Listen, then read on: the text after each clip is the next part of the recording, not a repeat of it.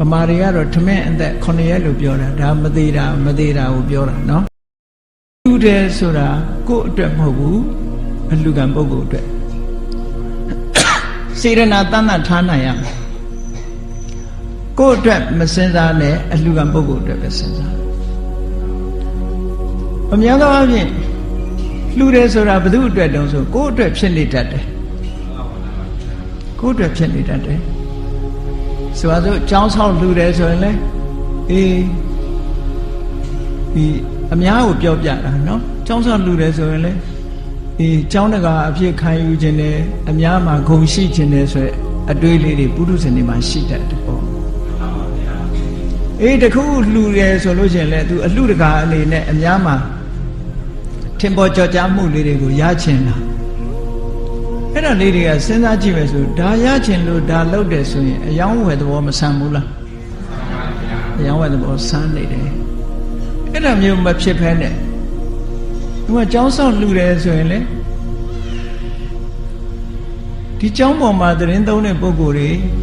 တို့တန်ဃာတွေကိုဆောက်လှူတယ်ဆိုရင်ဒီဆောက်ဥပေါ်ဒီကျောင်းပေါ်သတင်းသုံးတဲ့တန်ဃာတွေအများအတွက်ဆောက်တယ်ဆိုရင်ဒီပေါ်မှာဒီဆောက်ဥမှာနေထိုင်တဲ့ပုဂ္ဂိုလ်တွေချမ်းသာကြပါစေအများအတွက်ဆိုရစိတ်ကိုထားအလှူခံပုဂ္ဂိုလ်ရဲ့အကျိုးကိုကြည့်ပြီးတော့လှူတာဟာအမတန်မွန်မြတ်တယ်လို့ပြောအောင်ကျန်တာကဆုမတောင်းရဘူးလို့ပြောတာမဟုတ်ဘူးအလှူခံပုဂ္ဂိုလ်ရဲ့အကျိုးကိုကြည့်ပြီးတော့လှူလိုက်တယ်လှူပြီးတဲ့အခါကျတော့မှကိုယ်ဆန္ဒထုတ်ဖော်တာဒီလိုလှူရတဲ့ကုသိုလ်ဟာသူကသူအကျိုးပေးမှာပဲတောင်းသည်ဖြစ်စေမတောင်းသည်ဖြစ်စေကိုကဘာကိုရချင်တယ်လဲဒီကုသိုလ်ကောင်းမှုဟာဘာကိုဥတည်စေချင်တယ်လဲဆိုတာကြတော့ကိုလိုချင်တာတစ်ခုထုတ်ပေါ်တယ်ဒါဆုတောင်းတဲ့ခေါ်တာပဲเนาะအဲ့တော့လှူကြတဲ့ကအများအတွက်ကိုလှူရမယ်အလှူခံပုဂ္ဂိုလ်ရဲ့အကျိုးအလှူခံပုဂ္ဂိုလ်တွေအပေါ်မှာမေတ္တာထားမယ်စေရနာထားမယ်ကရုဏာထားမယ်မရှိတဲ့ပုဂ္ဂိုလ်ပေးလိုက်လို့ရှိရင်သူစားစရာမရှိချမ်းသာပါစေစားပါစေเนาะအဲ့ဒါလိုလှူရမယ်သူငါကြွေးထားတာတနေ့ကျသူငါ့ကိုလှုပ်ပေးရမယ်ဒါကြတော့အယောင်းဝယ်ဖြစ်သွားဒီလိုအပြန်အလှန်မျိုးမဖြစ်စေရဘူးတဲ့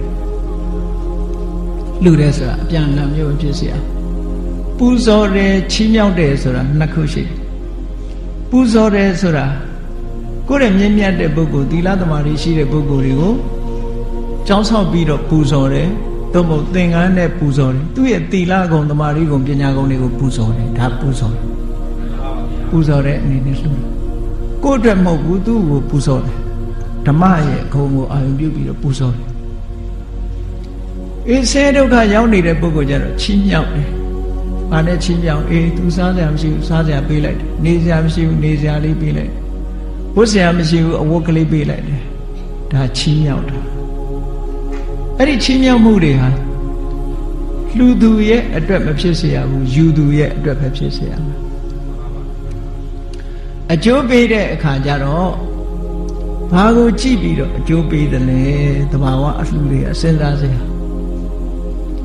မြတ်စွာဘုရားကသဗ္ဗဒါနဓမ္မဒါနဇိနာတိလို့ဟောထားတာရှိတယ်ဓမ္မဒါနကဘာဖြစ်လို့ဒါနထဲမှာအကောင်းဆုံးဖြစ်နေရတယ်လဲလို့ဆိုတာကိုအလေးနဲ့စဉ်းစားကြည့်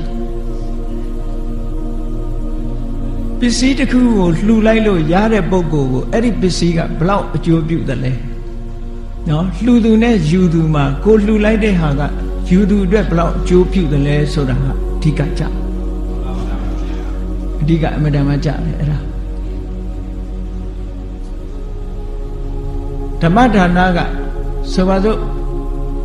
ဒီဓမ္မဒါနကမြတ်တယ်ဆိုတာ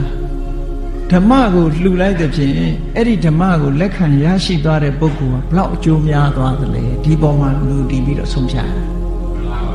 လှူတဲ့ပုဂ္ဂိုလ်အတွက်မဟုတ်ဘူးရတဲ့ပုဂ္ဂိုလ်အတွက်ဆုံးဖြတ်တာဥပမာမဲ့စွမ်းလှူတယ်စွမ်းဆိုတာအလုံးသိတဲ့အတိုင်းတမနဲ့စားပြီးနေ့လည်ကျစားဖို့လိုအပ်နေသေးတယ်ဗမာတွေကတော့ထမင်းအသက်9ရက်လို့ပြောတာဒါမသေးတာကိုပြောတာเนาะသို့တော့ထမင်းဆိုတာလူတွေဘယ်နှထပ်စားနေကြ တစ်ထပ်ထဲနဲ့ဘယ်သူမှမဝဘူးနော်အနည်းဆုံးနှစ်ထပ်တော့စားမှာပဲအဲ့တော့သူ့ရဲ့စောင့်ရှောက်မှုဟာနေ့တစ်ဝက်ပဲခံတယ်လို့ပြောမှာပေါ့ထမင်းတစ်ခါစားပြီးရင်လူကိုအကျိုးပြုတယ်နေ့တစ်ဝက်ပဲအကျိုးပြုတယ်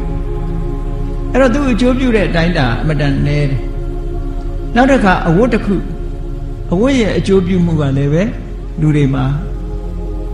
ထမင်းနဲ့တော့ပိုတယ်အစာနဲ့တော့ပိုတယ်သို့တော့သိပြီးတော့ရေရှည်အကျိုးမပြုဘူးတစ်လနှစ်လသုံးလပေါ့နော်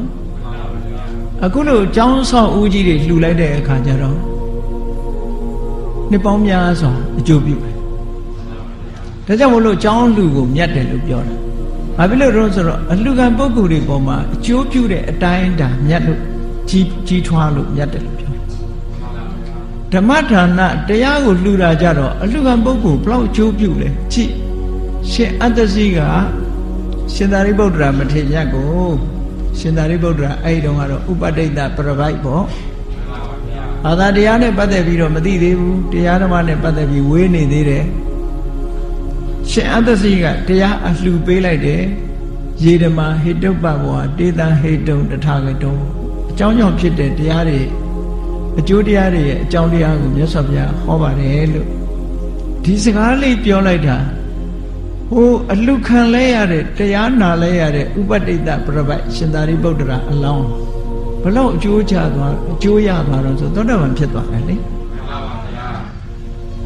ရှင်အတ္တစီကယဟန္တာဆိုတော့ तू ကလှူလိုက်ရတဲ့ပုဂ္ဂိုလ် तू မှာဘလို့အကျိုးပြုမှာတော့ယဟန္တာဖြစ်နေပြီလေသို့တော့အဲ့ဒီတရားကိုလက်ခံလဲရတဲ့